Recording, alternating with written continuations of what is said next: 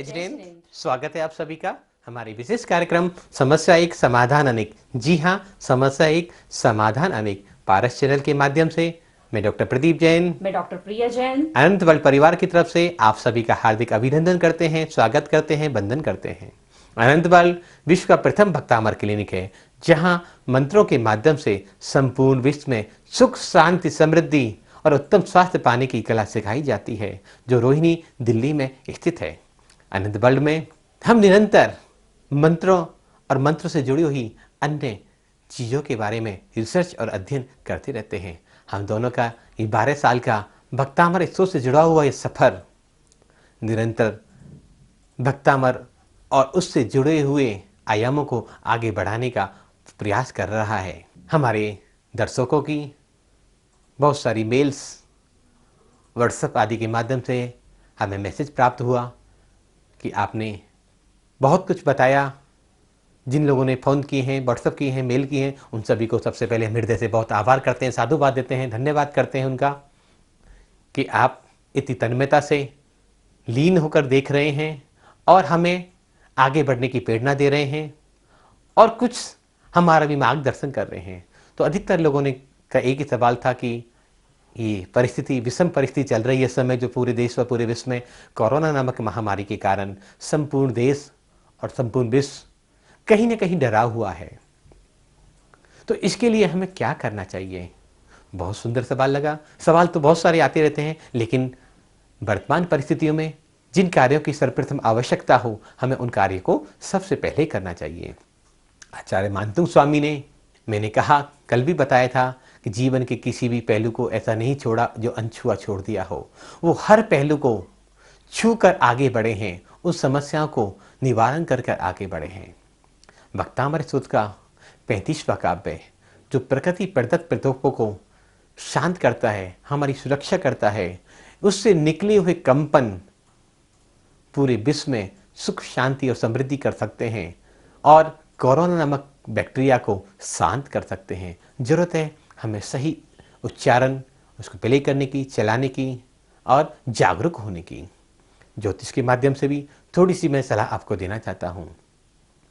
3, 7, 11 राशियाँ, मिथुन राशि, तुला राशि और कुंभ राशि वालों पर इस कोरोना का अधिकतर प्रभाव देखा गया है।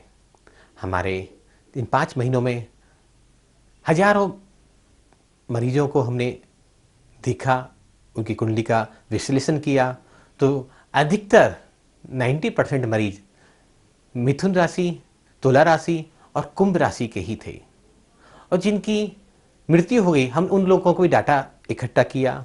ऐसे लगभग 2000 से ऊपर लोगों का हमने डाटा इकट्ठा किया कि कोरोना के कारण किन लोगों की मृत्यु हो रही है। राहु इस समय मिथुन राशि में विचरण कर रहे हैं और 23 सितंबर 2020 तक ये इसी राशि में रहेंगे।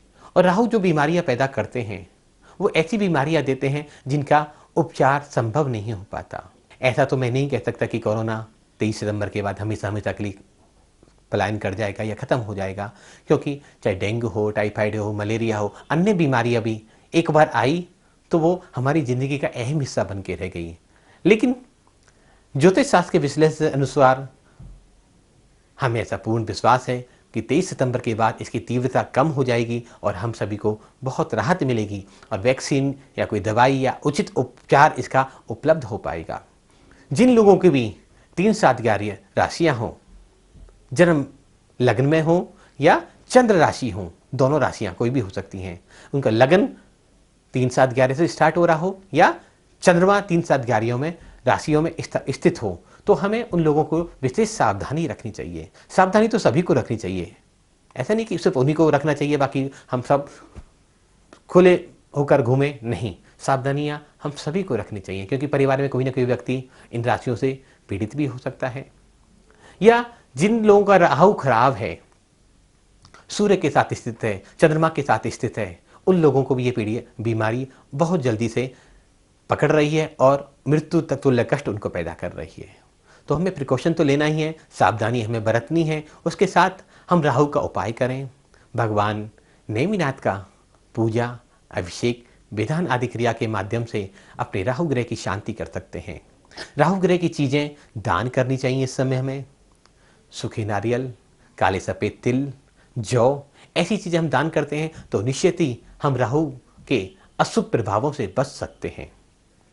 और क्या कर सकते हैं, जमादार जो सफाई करने वाले कर्मचारी होते हैं उनको हम कुछ गिफ्ट आदि दें, कुछ दान करें, नए वस्त्र हों, पुराने वस्त्र हों, कुछ खाद्य सामग्री हो, ऐसी चीज़ें हम उनको दान करते हैं तो राहु ग्रह की पीड़ा को शांत किया जा सकता है। तो जानते हैं 35वें काव्य के बारे में विस्तार से। इसका वर्णन हम जब 35वें काव्य तक पहुंचेंगे तो आराम से समझेंगे। अभी ये प्रकृति प्रकोप से रक्षा करनी है तो हमें इसलिए आज की बात कर रहे हैं कि कोरोना नामक महामारी से हम इसे अपनी सुरक्षा, अपने परिवार की सुरक्षा कैसे कर पाएं। तो हम सभी मिलकर सामूहिक रूप से करना होगा, क्योंकि कोरोना कोई मेरे पापों का परिणाम नहीं है, कोई मेरे परिवार के पापों का परिणाम नहीं है, आपके पापों का परिणाम नहीं है, ये हमारे सामूहिक पापों का परिणाम है। हमने प्रकृति के साथ छेड़छाड़ करी, प्रकृति के साथ खिलवाड़ किया, प्रकृति को अपना समझा ही नहीं, उसका जी भरकर दोहन किया, दुरुपयोग किया। तो क्यों ना हम सामूहिक जिम्मेदारी लेते हुए अपने अपने परिवार की सुरक्षा के लिए, अपने देश, अपने समाज की सुरक्षा के लिए और संपूर्ण विश्व और मानव जाति सुरक्षा के लिए हम सामूहिक रूप से इस काव्य का उच्चारण करें। तो एक बार इस काव्य को पढ़ते हैं, उच्चारण क्रम समझते हैं और इसका अर्थ समझते हैं। विस्तार से व्याख्या जब 35वां काव्य आएगा भक्तामर में तब हम इसके बारे में जानेंगे और समझेंगे। डॉक्टर प्रिया जी इसके काव्य के बारे में आपको उच्चारण और अर्थ बताएंगी। डॉक्टर प्रिया जैन। तो आइए अब हम एक बार भक्तांबर स्तोत्र के 35 नंबर काव्य का उच्चारण सीखते हैं।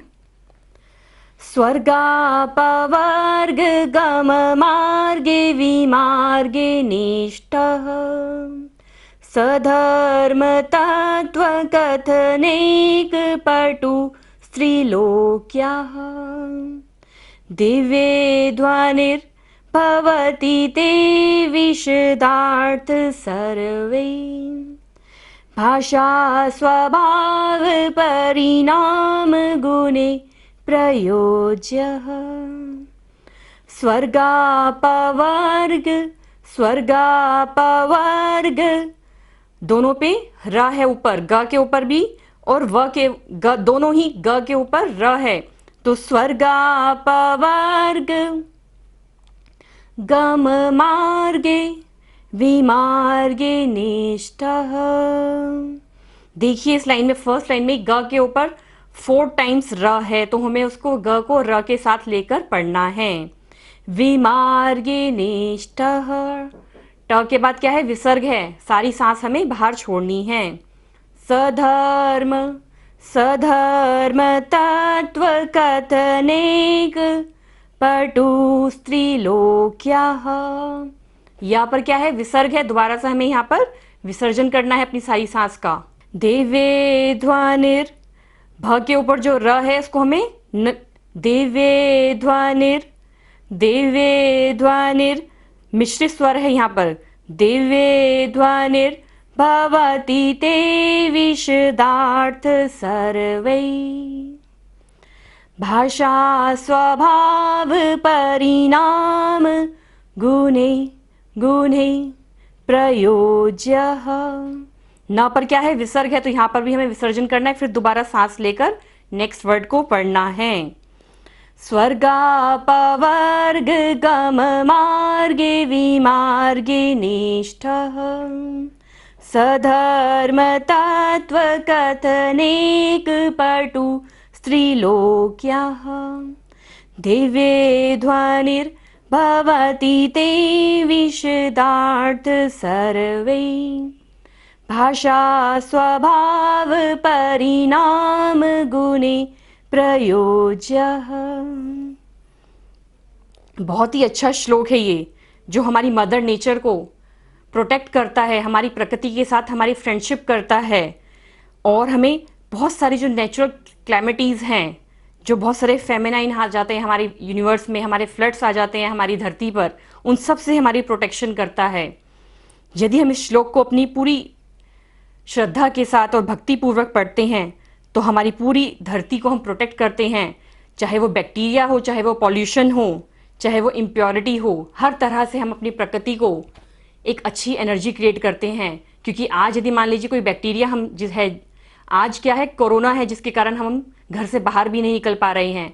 लेकिन यदि आज से हमने इस श्लोक को उच्चारण करना शुरू नहीं किया, तो आने वाले कल में हमारी धरती पर पॉल्यूशन भी डे बाय डे बढ़ रहा है, इम्प्योरिटी हो रही है हमारी धरती पर, हमारी अर्थ पर, तो उससे भी हमें अपनी रक्षा करनी है। तो ये श्लोक सिर्फ उनके लिए नहीं है कि जिनको कोरोना हो गया है या जिनको डर है, लेकिन ये एक आम आदमी के लिए भी है, क्योंकि हर एक इंसान को क्या ले रहे हैं हम इस यूनिवर्स में, इस अर्थ पर रहकर एक सांस ले रहे हैं, ऑक्सीजन ले रहे हैं। यदि ऑक्सीजन अच्छी नहीं होगी तो हमारा जीवन तब भी असंभव है। हम अपने क्रियाकलाप से क्या कर रहे हैं, अपनी अर्थ को इतना गंदा कर रहे हैं।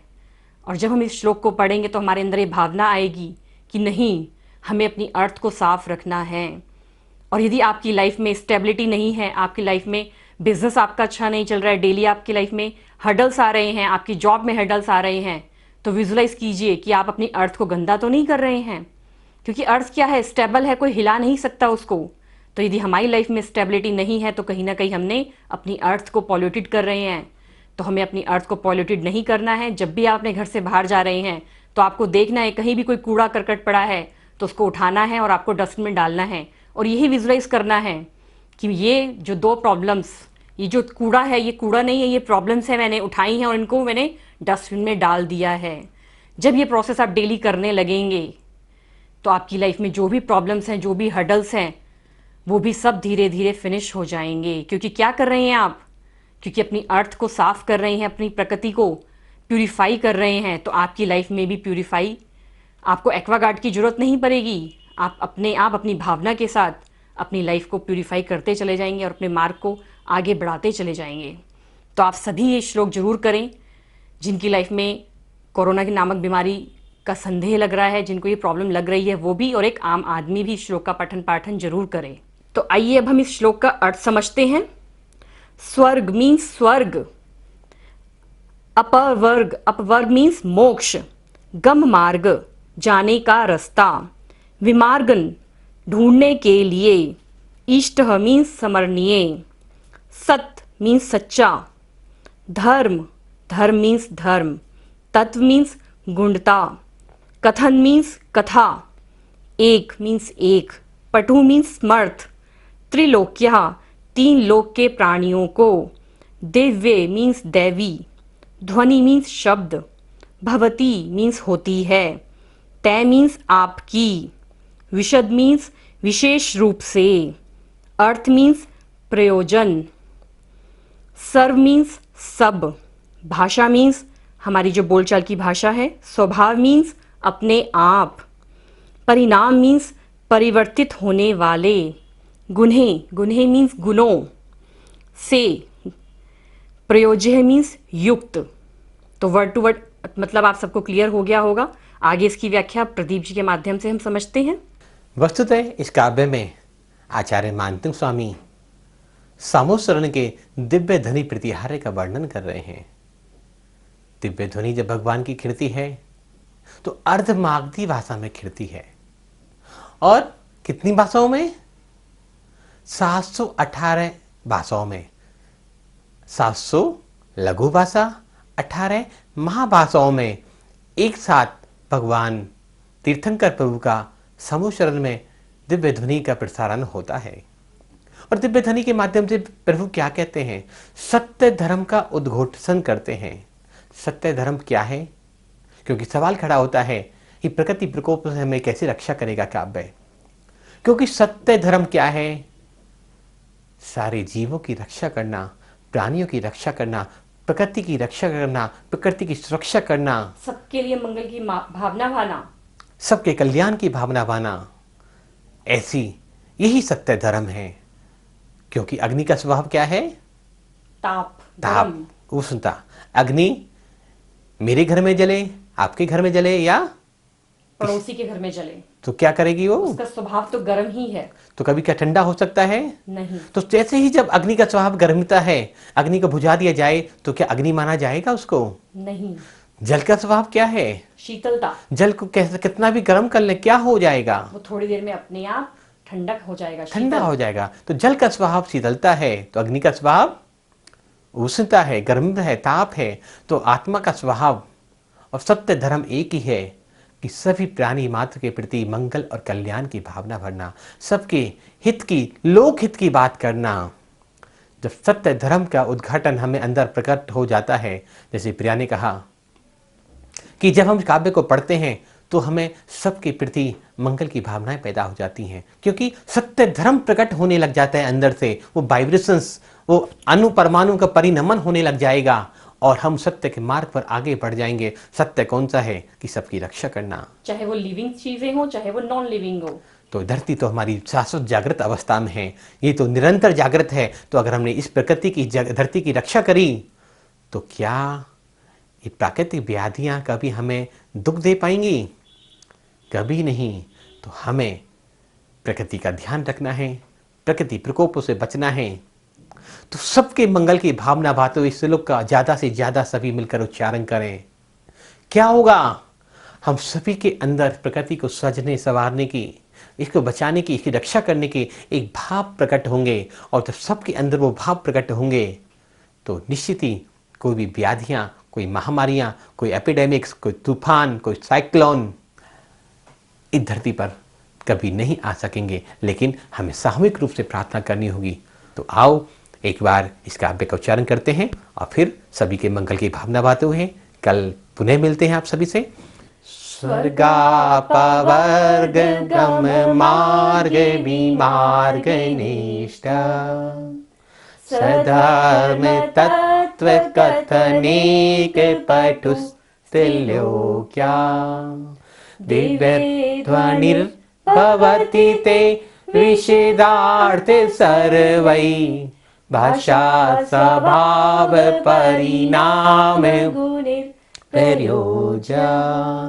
इस काव्य के माध्यम से ये कोरोना नामक महामारी संसार से हमेशा हमेशा के लिए विदा हो जाए और प्रकृति हमारी सुरक्षित हो, सुरक्षित हो, सुरक्षित हो। हे ईश्वर परमात्मा, ऐसा ही हो, ऐसा ही हो, ऐसा ही हो।